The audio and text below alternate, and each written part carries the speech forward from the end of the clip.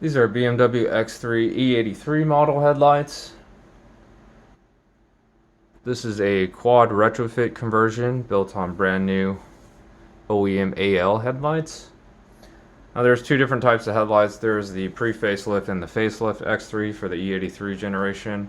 There's a little bit of a price difference between the pre-facelift and facelift, and it just comes down to the cost of the headlights themselves and the actual retrofit process being a little bit more tricky on the facelifted lights, but overall the finished look will be very similar. Now this customer chose to go with our most popular option. It's quad halos and a full quad retrofit, meaning dual projectors in each headlight.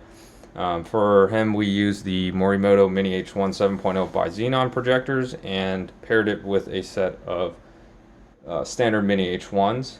So this is a fully functioning quad retrofit, meaning all four projectors will be lit in low beam mode, and in high beam mode, all four go into by Xenon mode. So you get high beam output out of all four projectors as well. The quad halos are CCFL halos. We do also sell a remote on-off wiring harness that allows you to fade in and out with the key fob, and when you open and lock the door.